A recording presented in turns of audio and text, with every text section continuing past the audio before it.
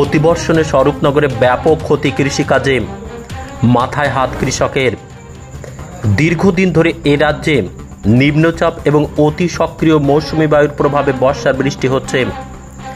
এতে ব্যাপক ক্ষতির সম্মুখীন কৃষকেরা। সীমান্ত থেকে সুন্দরবনের 10টি ব্লক, বসিরহাট, মিনাখা, হিঙ্গলগঞ্জ, হাসনাবাদ, বাদুড়িয়া, স্বরূপনগর প্রভৃতি জায়গায় অতিবর্ষণ এবং নিম্নচাপে ফসলের ব্যাপক ক্ষতি হয়েছে। এই ব্লকগুলি মূলত কৃষি প্রধান। বেশিরভাগ লোক কৃষিকাজ করে তাদের সংসার প্রতিপালন করেন। সাম্প্রতিক দীর্ঘদিন ধরে চলা নিম্নচাপের বৃষ্টিতে বিভিন্ন ক্ষেতে জল জমে গেছে। এমনকি কোনো ক্ষেতে 1 হাঁটু জলও জমে গেছে। উত্তর 24 পরগনা জেলার বসিরহাট মহকুমার স্বরূপনগর ব্লকের 10টি গ্রাম পঞ্চায়েতেই ব্যাপক ক্ষতির সম্মুখীন কৃষকেরা। পটল, ঝিঙে, উচ্ছে, কাঁকরোল, বেগুন ক্ষেতে জল দাঁড়িয়ে আছে। এছাড়া পেঁপে ক্ষেতে জল দাঁড়ানোর ফলে গাছের পাতা হলুদ হয়ে গাছ মরতে বসেছে। অন্যদিকে কোথাও কোথাও পাট কাটার মতো হয়েছে। সেখানে 1 হাঁটু কিংবা কোমর জলে নেমে পাট কাটার ফলে চাষের খরচ বেড়েই চলেছে। কৃষকেরা আশঙ্কা করছেন, নিম্নচাপ কাটলে সূর্যের আলো পেলেই গাছের গোড়া পচে মরতে শুরু করবে।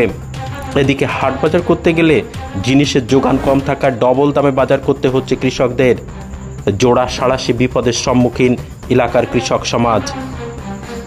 এমএস নিউজ বাংলা চ্যানেলের পরবর্তী খবর সবার আগে পেতে ইউটিউবে চ্যানেলটি সাবস্ক্রাইব করুন, ফেসবুক পেজ ফলো করুন, ফলো বাটন ক্লিক করুন।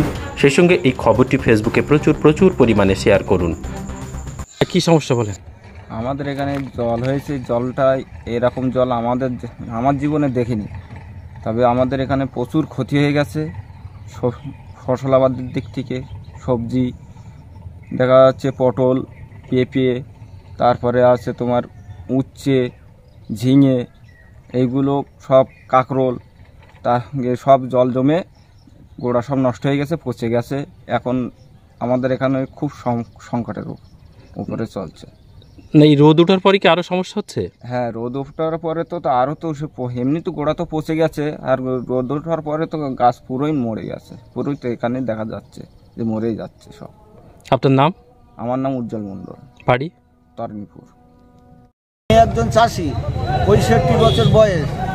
ঝাল, তারপরে উচ্ছে, বেগুন, পটল, কাঁকরোল হয়েছিল। এত বৃষ্টি হয়েছে যে বৃষ্টির জন্য কিচ্ছু হয়নি, মানুষ হাহাকার। তারই জন্য এই অবস্থা। আপনার ফসল কি সব শেষ? হ্যাঁ, সব শেষ হয়ে গেছে, কিচ্ছু নেই। আপনার নাম কি? গফুর মণ্ডল। কোথায় বাড়ি? এই গোবিন্দর অঞ্চল, গ্রাম বালকি।